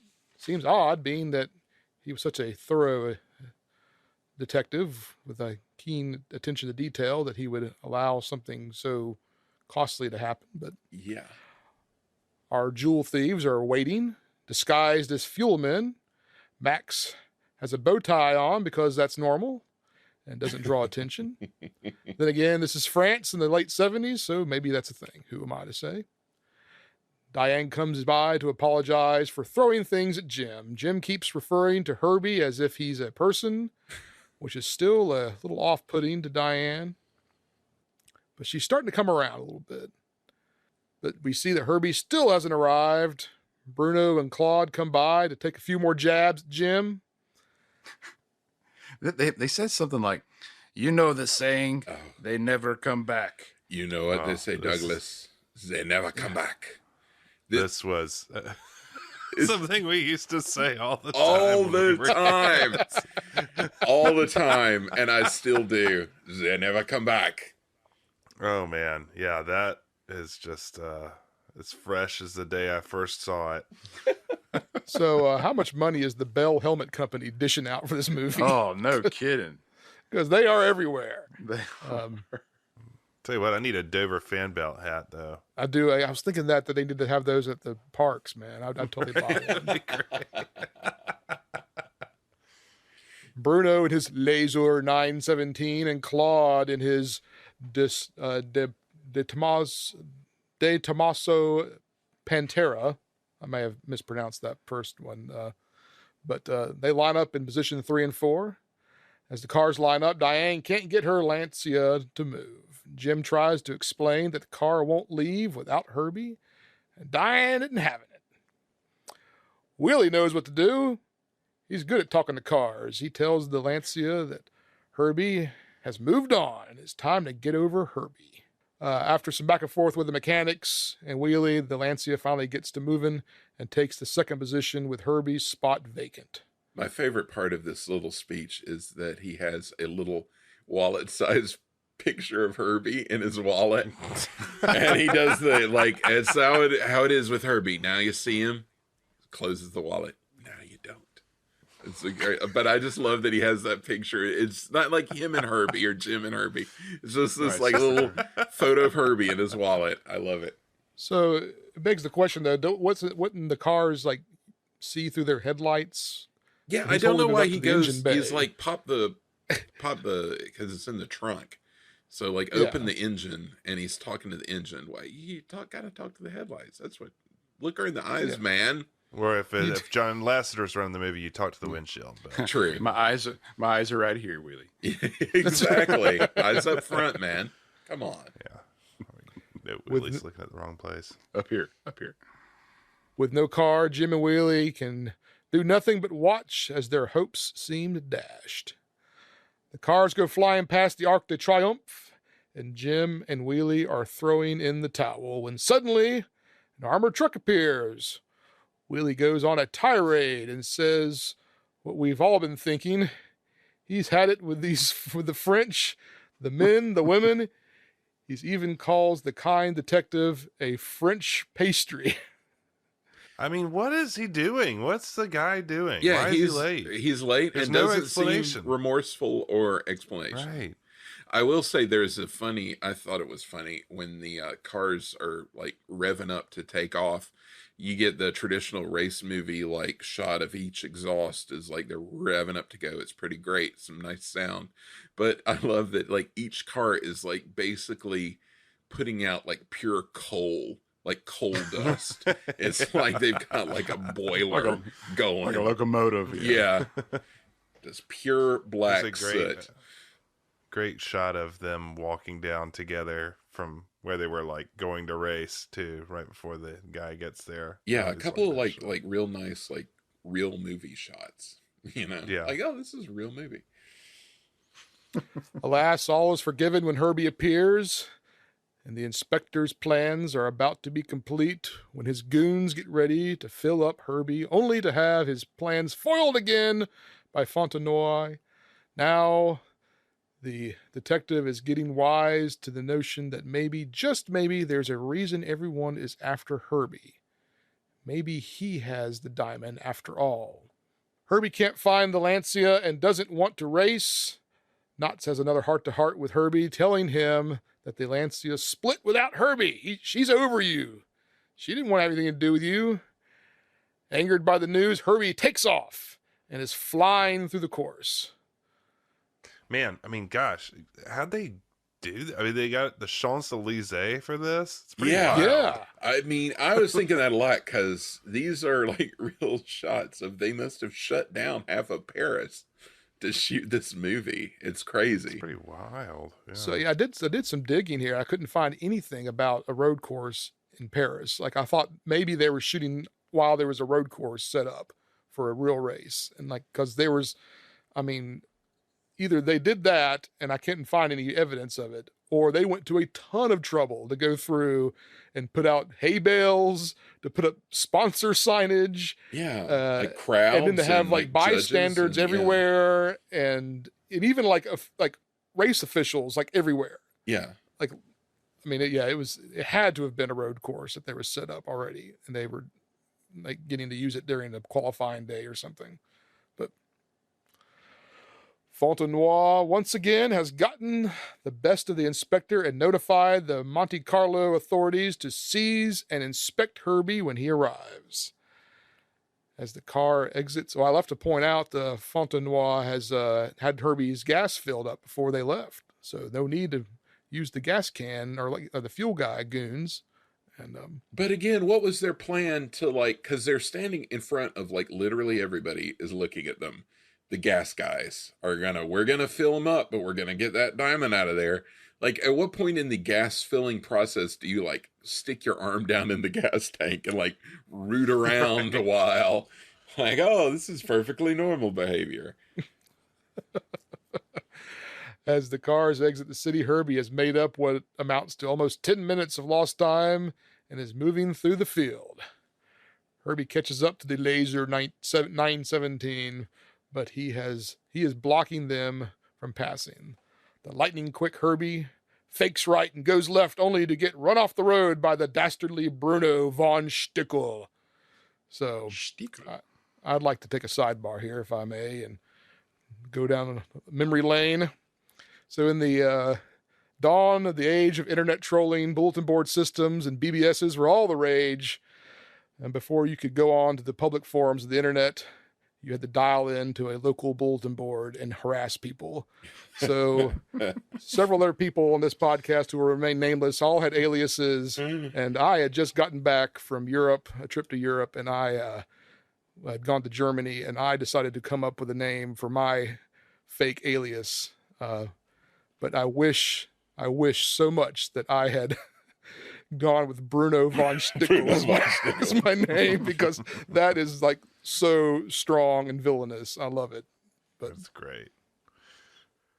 He's got, like Michael said, he has that serious music that plays every time.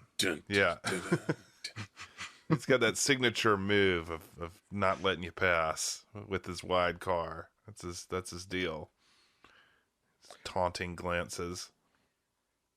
Herbie crashes through a hedgerow and into a body of water that looks eerily familiar, like we've seen it before in another movie. When a plucky car skips over the water into safety.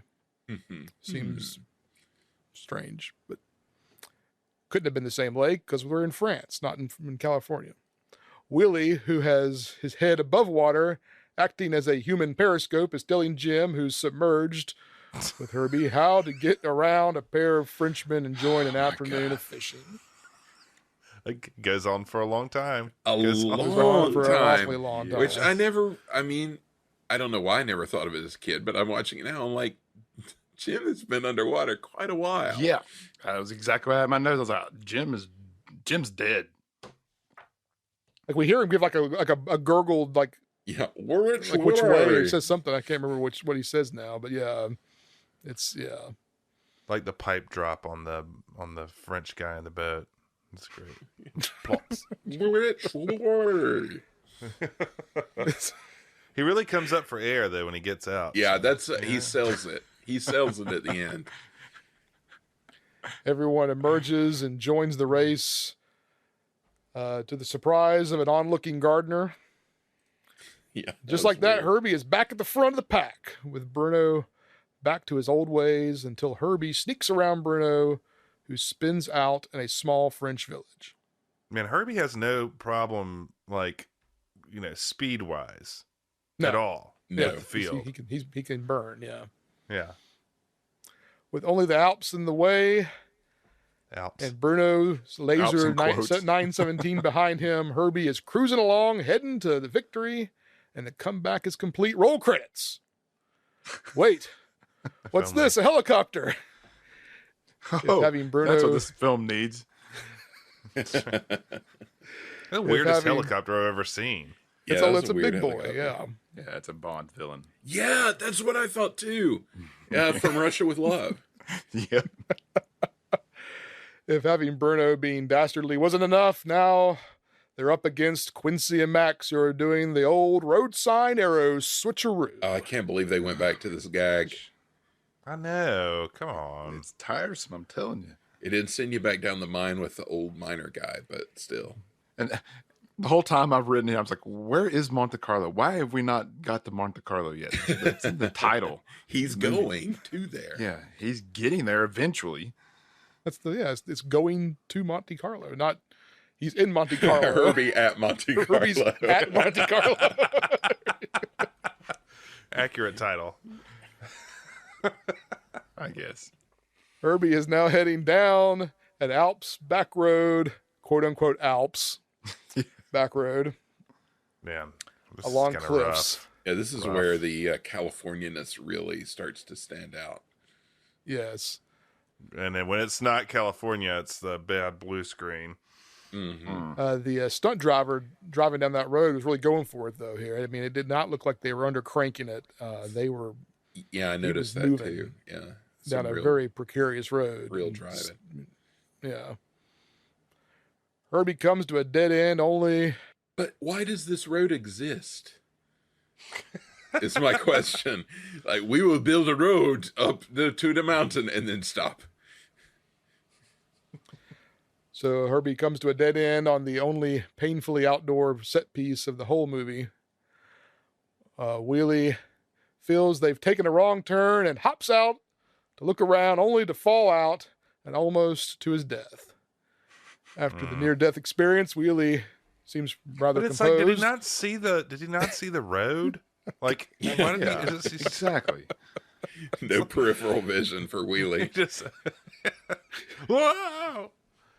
Wheelie decides that yodeling is the best way to get help, as you do when you're in the Alps. He continues to yodel after being told not to. I love, He has well, I a love that great it line. echoes. And he's like, "Hey, somebody's out there," and he's like, "Oh wait, I've never heard an echo before." Yeah, I've never heard a real echo before. I was like, for real? He grew up in the wide open spaces, I guess. He grew up in Kansas, maybe. Yeah. Yeah. The echoing causes a single rock to fall, which leads to Oh, a man. full-blown landslide. Great stock footage here. Yeah. Of the, Cut to stock footage of rocks. we have anything of rocks falling? Large rocks rain down on Herbie, and they manage to survive unscathed. Yeah, this would have Yes, like completely. trashed the car. Not even the windshield has a crack. Yeah. Herbie's tough. When Quincy and Gorilla Max Glass. arrive in a 1968 Renault 10 with the from the opposite direction, which begs the question: how did they manage to get there from the other side? Yeah, where are they coming from? Yeah, which side were they coming from? Because they were just up the other road leading in, but maybe, okay, whatever. With guns drawn, the jig is up. But not for old Herbie. His windshield wipers his windshield wiper sprayers peek up out of the rubble and spray the goons who are momentarily blinded by the antics.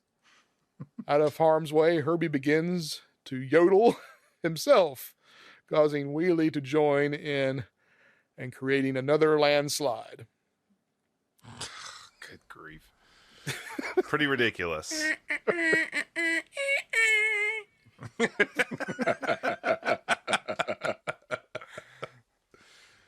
Herbie's quickly back on track, down the mountain, and back. The quote was "back on the beam," as Wheelie Yeah. referred to it, but they're in last place.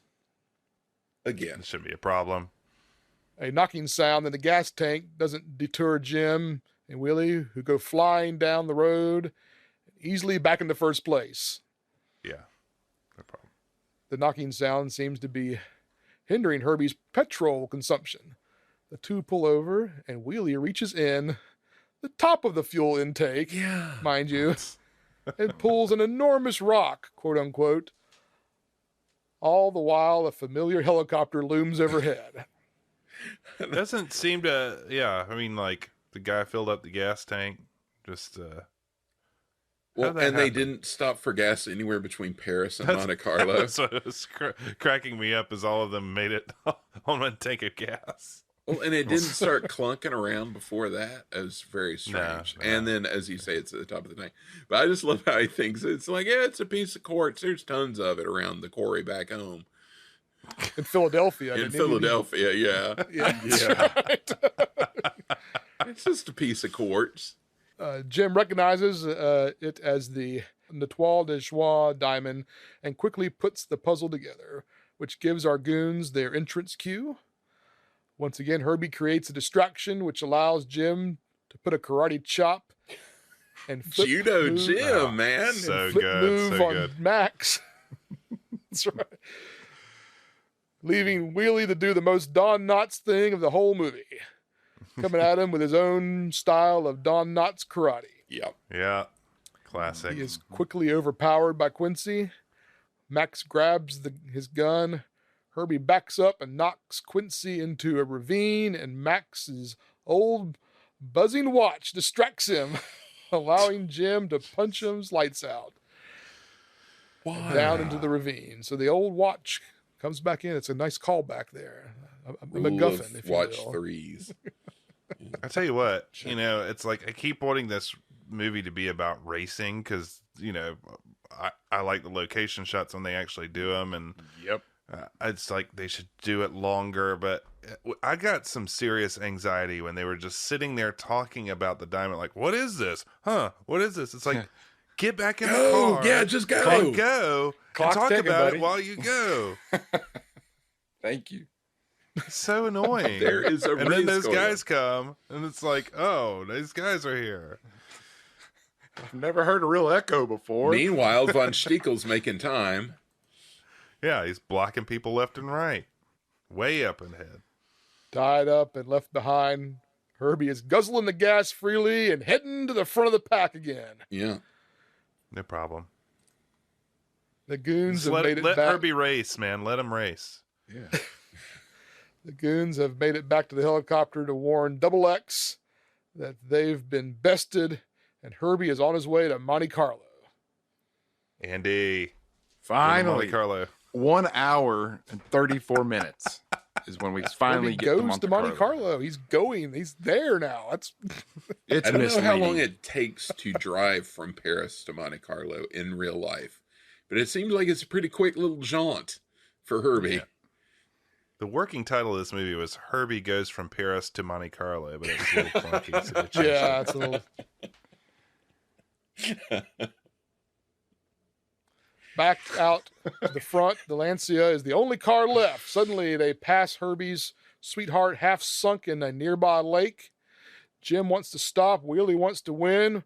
What does Herbie Cold-blooded, want to man. do? Wheelie's cold-blooded. Sometimes a comeback comes second. But Herbie, still sore that the Lancia didn't care that he was late to the race, could care less about her now. Jim, seeing what's happening, tells Herbie the truth that Wheelie lied to him to get him back in the race. Herbie races to the Lancia's side. Let's see. Let me Let's see pause the here. place. Diane ain't in that much danger. Come on. Yeah, for real.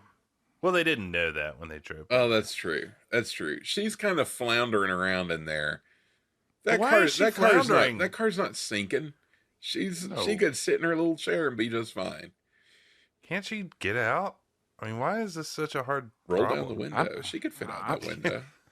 I Yeah, wrote there's no down. way that thing had power windows. That's I really miss Carol at this point.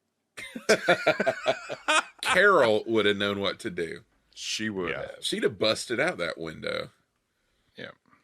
Jim pulls Diane out just in time, and Herbie pulls his girlfriend out to the amazement of Diane. The cars pass one by one. Herbie doesn't want to leave her side. Diane gives Herbie a pep talk to go win it for her, which energizes our hero. Back in the police commissioner's office, Inspector Boucher is throwing Fontenoy under the bus, which I'm not really sure what that provides us, other than that Boucher is a scumbag, but kind of already knew that. Let me say though that the Monte Carlo police guy who he's talking to is the French Alonzo Hawk. Just visually, he has got the Alonzo Hawk look. And also, their accents are so bad. I can't even understand what they're saying. They're speaking English, but the French accent's just so thick that I can't even understand what they're saying. It was tough to follow at times. The cars enter the Mediterranean Principality of Monaco, which I didn't know was a city-state. Mm-hmm. Guess I need to brush up on my French geography. Princess Grace, man. It's not French, though. With just a few more cars to go, Herbie is back in it again. The Laser 917 passes the Tommaso Pantera, who has crashed into a pile of hay in a switchback. Herbie passes to the chagrin of Claude, who's giving us some very angry fist shaking. Yeah. As the passing Volkswagen goes racing by. When I was a kid, I always thought he was cheering him on. I thought he was like, "Yay, Herbie!" Oh no. Yeah. That's sweet, Jeff. He came around. Well, it's such a like gentle, angry hand motion. It's like, With one car left, Herbie has his sights set on the finish line. Bruno is up to his old road hog tricks. It looks like Herbie is bested with only one chance left, the tunnel. Bruno was right. Bruno was right, though. They never come back. Or do they? Suddenly, Herbie takes matters into his own hands and defies the laws of physics, climbing the walls of the tunnel and passing the Laser 917 completely inverted. Amazing. It's prolonged inversion too. yeah. Like I was thinking, like if he had just done a thing where, like a loop de loop, like a roller coaster kind of like loop, they could have played it off like under under like cartoon logic, but they're like up there like anti-gravity. Like that doesn't. But what's funny about this is I had actually put in my notes, like literally right before they went in the tunnel, I wrote, interesting that Herbie's racing is a lot more real world in this movie, a lot less cartoony stuff. Like, because it was so less cartoony than like splitting in half or like all the capers that they had, like especially in the first movie. And then I was like, oh, spoke too soon. The Herbie theme kicked in and the wackiness starts. Yeah, cue rock and roller coaster move here. Oh yeah. Although they do have that cool cut as he's coming out of the tunnel, where I don't know how they did it, but he's like coming down the side of the tunnel and kind of shoots out ahead of the other car. So yes, like if they had just done it in one quick move, it would have been pretty neat. That's the real tunnel there that they used to, the race used to go through Monte Carlo. That's so, crazy. Just a little tidbit. Oblivious to Herbie's ability to drive upside down, Bruno thinks it's over, only to have Herbie come shooting out, as Michael just pointed out, the last second, and take the lead, winning the Trans-France race, not associated with the Monte Carlo Grand Prix. If that had been Tom Cruise, he'd have flipped him the bird, like Top Gun. I thought that. He gets in a great shrine. Same thing. Yeah, right. Herbie's completed the comeback in true Rocky Balboa fashion, getting up off the mat over and over to show the world he's a fighter and a champion. Roll credits. Oh, wait. That jewel thief angle is still loose. Oh, yeah, that old chestnut. Let's tie that thing up real fast. Right. The inspector has come all the way from Paris to congratulate Jim and Wheelie. Jim reaches into his pocket to reveal they found the diamond. Just before Douglas hands it over, Fontenoy arrives to inform everyone that he's solved the case. He's captured the thieves. But Jim points out, surely they weren't working alone. Surely there had to be an insider, a mastermind, if you will. If not, that museum has some really lousy security. Well, it was some lousy security, but it was made worse by the fact that they only let one person know the security code. Well, that never occurred to anyone else to cross-reference that until now. Suddenly, the inspector brandishes a firearm, grabs the diamond, but old Herbie is on it. He runs over the inspector's foot, pops the bonnet, knocks the gun from his hand. Some slack-jawed locals arrive to witness the apprehension. Monsieur Ribou kisses Herbie on each number to show his gratitude, causing Herbie to blush, which was, a weird effect. It was weird. Also prolonged. Yeah, yes. Forever. I was like, okay. Jim and Diane are out on a date to find that Herbie and the Lancia have gone out on a date too. They find Herbie, the Lancia, who's now called Giselle, and Wheelie enjoying the fireworks. Wheelie on a hot date with a blonde he met. And now we can roll credits.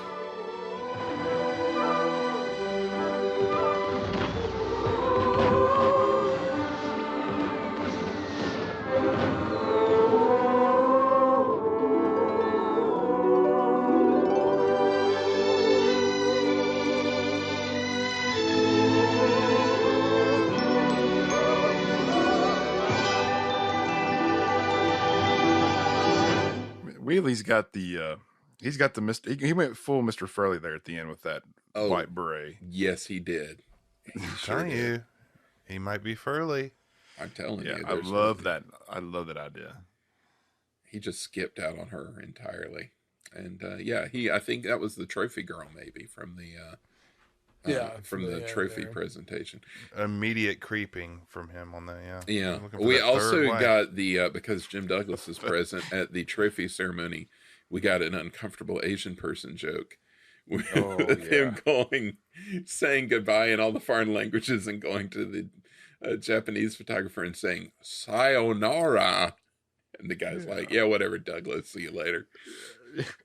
See you around, Douglas. Yeah. It kind of keys into the love bug with Mr. Wong, was it? Yeah, and then the Pearl Diver and Boatniks too. Oh yeah. Oh boy. All right, well, we've done it. Part 3 of 4. Oh boy, yeah. Made it to Monte Carlo. And from here to eternity. Yeah. To Jupiter and the infinite. Well, it's that time. We're going to rate this sucker on our scale of 1 to 5. What? Robert, can you let us know what our scale is tonight? Our scale is the diamond Étoile du Joie. All right. Étoile du Joie. There's only one, but in our case, there's many. So the infinity Étoile de Joie. That's right. Plot and writing. I'm going to start with Andy Brown. 2.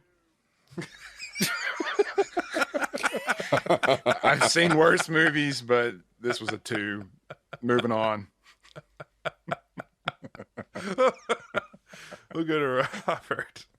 I'm going to have to go with Andy. It's, I mean, there's moments, but they're pretty far between that maybe sort of halfway get entertained. So it's 2. I'll agree with that. I feel like the raw material of an interesting concept of a movie is there, but just like emphasis on the wrong parts and missed opportunities left and right. It's just 2. Michael? Also 2.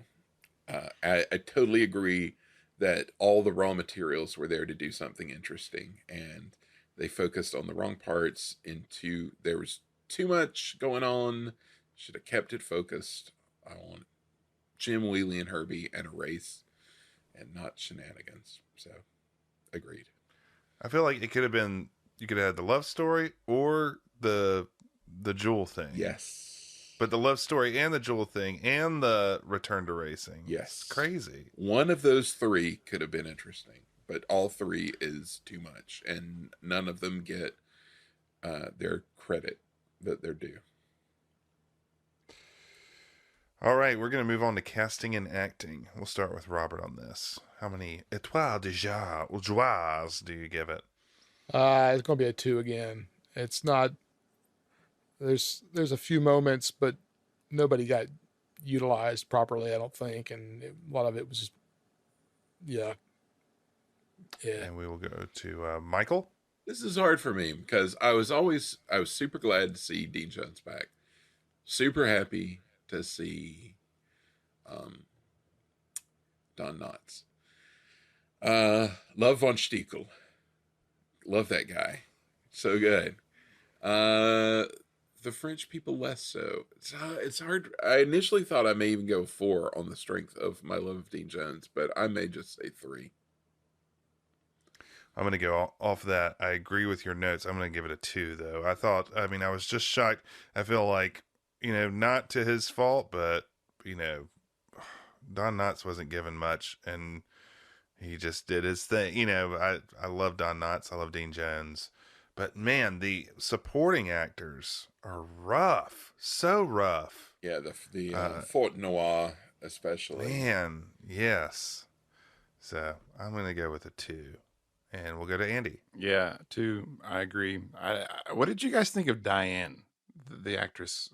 I did not. I was not buying. I'm not buying Pretty Diane. forgettable. I thought Yeah, she was absolutely. fine, but she just was like one note. And like she could have been Yes. super interesting if we found out more about, because like in that scene that we were talking about where she's unloading on him, we get a Mhm. hint at like what she's been up against and like the struggle that she's had to have and all this stuff. But she's never given any time until the very end to be like on the lighter side of things. And we never Just were any angry. other, like Yeah. you said, it's just like one note for sure. So if we had had more time with her and gotten to like explore more of her past, that may have been more interesting. But Or like even if she would have like mocked them at one point or something more than like the way she mocked was weird too. yeah, So, I don't know. yeah. All right, we'll go to production value. I'll start this off. I'm going to give this a 4. I'm going to give it a 3 because I was going to give it a 4 because I do like the European setting is great, but that's pretty much all I'm going to give it. It's stuff on. I did not like the music as much. I thought some of the special effects, the blushing effect, were distracting. The super duper Herbie stuff, I mean, was impressive production, but was it necessary? I don't know. So I'll go 3. I thought it was a mixed bag. Andy?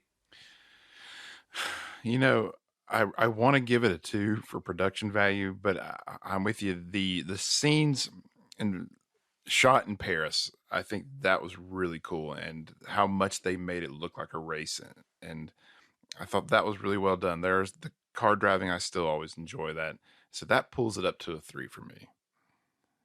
Okay, we'll go to Michael. I'll give it a 4. I'll go with 4 on this because of it's so rare for Disney to do location work and Yes. to like really make. I feel like they really made use of the location as well. Like they got in a good variety of scenery, and it just wasn't like a one-off scene or something. They like really went around, and yeah, it was just cool watching like the racing through like Monte Carlo. That was reminded me of only Iron there Man would've been- 2 if like Whiplash had shown up and like Tony Stark had been there. It would have been interesting. But If only there would have been more of it. if there only had been know? more. But yeah, it gave that like really good like Grand Prix vibe. So Mhm, yeah, I'll give it a mhm. 4. They actually put some effort into it. And we'll go to Robert. I've been on the fence, kind of like Jeff, with a 4 to 3, and I think I'm going to stick with a 3. The location stuff was great. I loved how they like the racing sequences through Paris. The Paris, shots were great, but I can't that alone can't push it to a 4 for me. So I think it's got to be a 3. And finally, entertainment value. I'm going to start with Michael here. This is tough.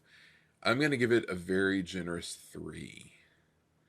And a lot of that is from nostalgia, but I think that there's a lot of stuff that isn't good, but it's like interesting in a weird way. I feel like I I think it's too long. I think we may have benefited in our youth from having seen an edited version because Yes. a lot was cut out, and I think that helps it. But I don't know. It's a low 3, but I'll give it a 3. All right, and we'll go to Robert. I'm going to almost verbatim go with Michael on that one, and it's probably more for nostalgia because I watched a lot as a kid, and I mean I watched it. Gosh, I watched it 3 times for for this podcast, and it wasn't painful to watch it 3 times. It wasn't great. I didn't sit there and like hate it, but I didn't walk away going, I want to watch that 3 more times after this. So I mean, I'd probably go another 20 years without seeing it again, but I'm going to stick with a 3, a very low 3. But This one's hard for me because it just was so much more rough than I remembered it. Yeah. So I Yeah. had a lot of nostalgia for it, but I also was like, man, this is so bad. It's like all the things they try to do to be funny are just like ridiculous. It's not in the spirit of the way, I feel like Love Bug is kind of ridiculous, and then Herbie Rides Again is like even more ridiculous in a Alonzo P. Hawk way. And this is just like funny French people, or like ridiculous. Yes. It just feels Yeah. like not a Disney movie as much. So I think I'm going to give it a 2, which kind of hurts. But that's my vote. And we'll give Andy the last word on this. I have no nostalgia for this movie, and so it was very easy for me to give it a 2 because I thought this movie was bad. It had potential, like you guys said, but it never lived up to it. There was a few things keeping it from being a 1. Don Knotts, while he was not used enough, I still love Don Knotts. Some of the scenery and the racing shots, all that kind of stuff, but. And the racing villains, I thought they were intriguing. But yeah, this movie was a 2 for me. All right. Well, let's plug this into our computer that wore tennis shoes and see what Herbie Goes to Monte Carlo via Paris got on the overall ranking. Robert, what you got? It gave us 2.5, 2.5 big fat diamonds. Pretty low. What if Diane had been the villain? What if she was that like, it was would like have a been sort better. of like Catwoman / G.I. Joe Baroness situation where he's like kind of into her, but she's like the Von Stiegel, Lady Von Stiegel. Yeah. This puts it in third to last place, by the way. Just a fairly large lead over Boatniks, and then Gus bringing up the rear. So 2 Don Knotts, way down. Our Don Knotts movies are way down. Broken heart. Well, they're going to have company soon, my friend.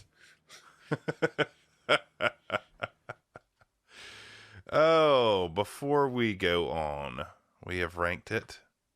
We said what we had to say about it. What did Leonard Maltin say, Michael? Well, Leonard Maltin agrees with us, and he says Disney's Love Bug formula is starting to run out of gas. Mm-hmm. Boom, Leonard. Dropping a microphone. Maltin out.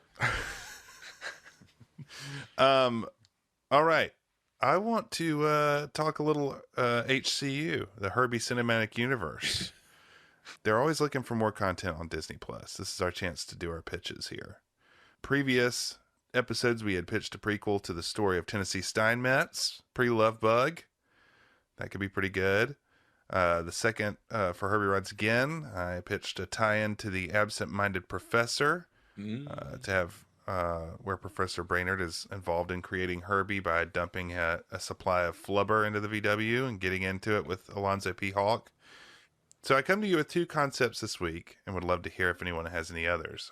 My first, and actually you all kind of hit on some of this already, so great minds think alike. My first is a riff on the Brainerd concept. This time I'm wondering instead if it's not flubber that is the cause of Herbie's personality. After that scene in Herbie Rides Again where all the other Volkswagens come to life, not to mention Giselle in this movie, I'm wondering if the sentient car thing goes a little further back. This time, of course, Professor Brainerd's still involved, but he's been called to work at Stanford to work with one Howard Stark to revive a project that was picked up at the end of World War II in Operation Paperclip. A Hydra project to have Volkswagens injected with intelligence to spy on the populations of Germany and eventually the world. Could even have Agent Carter in there. Oh, what do you think, guys? Sold. Well, that's funny because that's very, maybe I took it a step further, but I had it with, them being Trabants. If you're not familiar with the Trabant, it's the East German equivalent to the Volkswagen Beetle that was created by the communists, which was a miserable car with a 2-stroke engine that it did not have a 0 to 60 time because it couldn't get to 60 miles an hour. And it was made out of recycled, the body was made out of recycled cotton so it would get soggy. The body would. What in the world? It was made famous by U2 on the Zoo TV tour, where they used the Trabants as a stage prop for the lighting rigs. That's where I first heard about them. But I thought this would be a great car, like to be a villainous car that that Herbie has to fight. Kind of the car to Herbie's kit. Yes. Oh yeah. Yeah. So that next sort of ties into what Jeff was saying, that the communists are injecting these cars, making these cars alive somehow, and Herbie's escaped, and then we have these evil communist Trabants running around. I'm going to go a different direction. I'm thinking a buddy show with Von Stickel and Roubaud. They race and have antics and get into all kinds of crazy things. I think I like that. Fight crime. Like that. Yeah. My second concept is a spin-off series, which I'm really excited about, and we have furthered this by talking tonight. It's called The Applegates, and it's essentially a mini-series focusing on the Wheelie Applegate family tree. The Applegate name goes back to the mid-1800s, where Wheelie's great-grandfather, Theodore Ogilvy, was down on his luck criminal who helped form the Apple Dumpling Gang. The Apple Dumpling Gang. That's right. Theodore's son, in an effort to distance himself from his father's lawlessness, but also play homage, changed his last name to Applegate and moved out to San Francisco to truly strike it rich. So we follow all the adventures of all his heirs, all played by CGI Don Knotts in different situations. You could even include the peers to Wheelie Applegate, cousins such as Barney Fife, Mr. Limpet, Luther Heggs from The Ghost of Mr. Chicken, and now we know Ralph Furley could actually be Wheelie Applegate. So that takes care of that. It's perfect. I would watch that in a heartbeat. I would love to see like a gay 90s Don Knotts Applegate, or like the Depression like Applegate. A bowler hat. Yes, yeah. Straw boater. It's like one of them's a senator or something. Like a derby and a handlebar mustache and like a garter on his sleeve. And he works in like a billiard parlor. Its possibilities are endless. Snooker.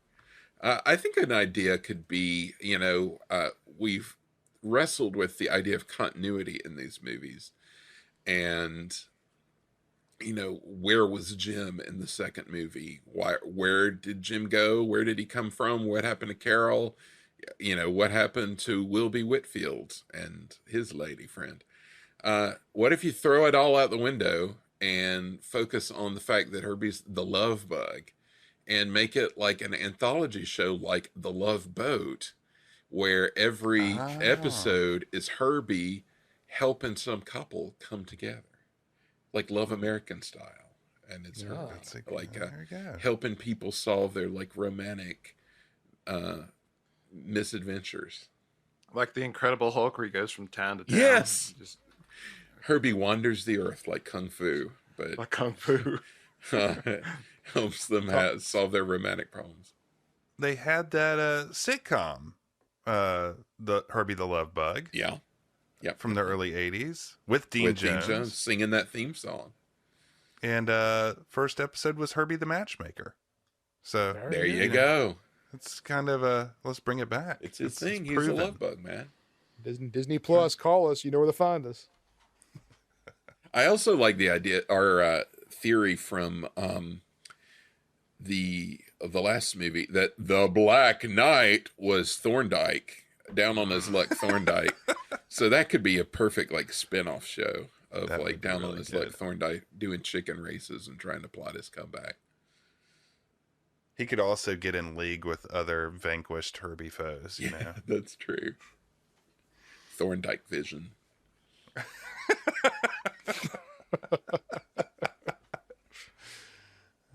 That would be interesting, wouldn't it? Have them all team up. You see, imagine like Alonzo Hawk with Thorndike and Von Stiegel.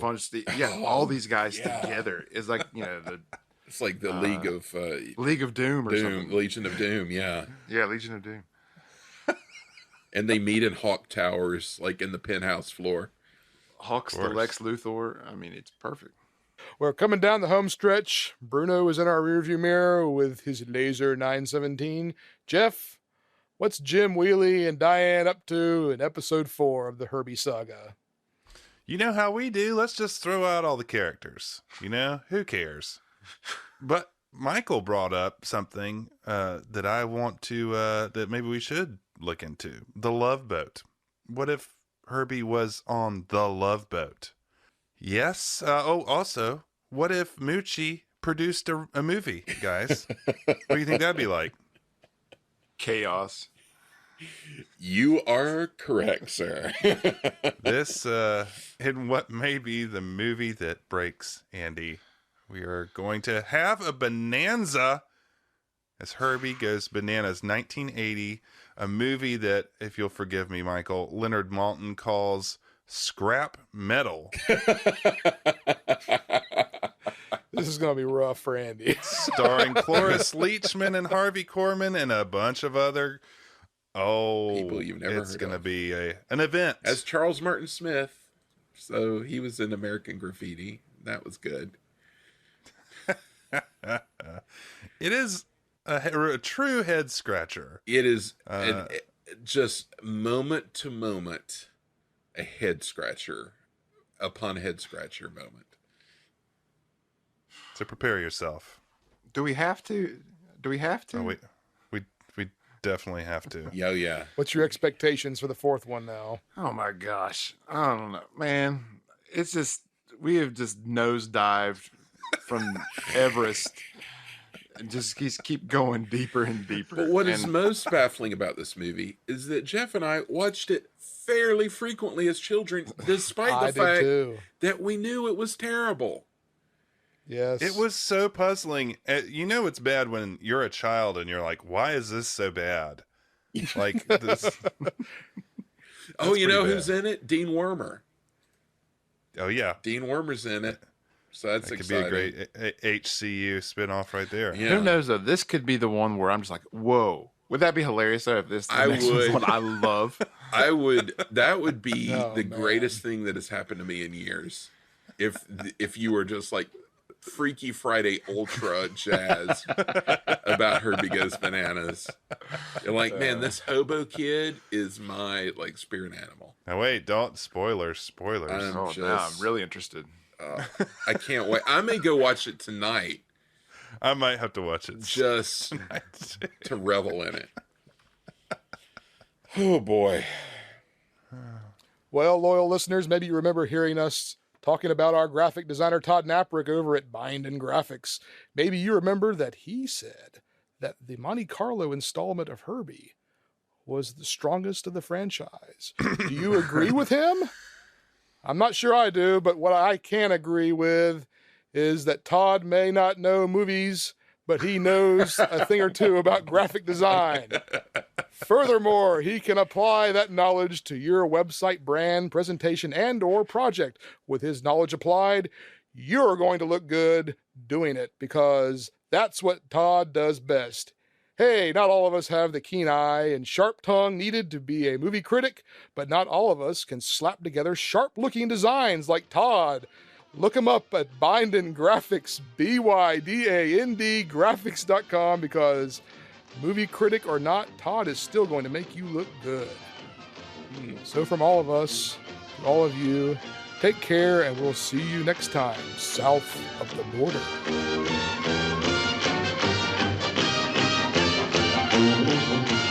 Proud are we of mighty Medfield, alma mater dear. All your sons and daughters hail to thee, Medfield College of Technology. And while we hold your banner high, rock, rock, we shout your praises to the sky, rock, rock. For proud are we of mighty Medfield.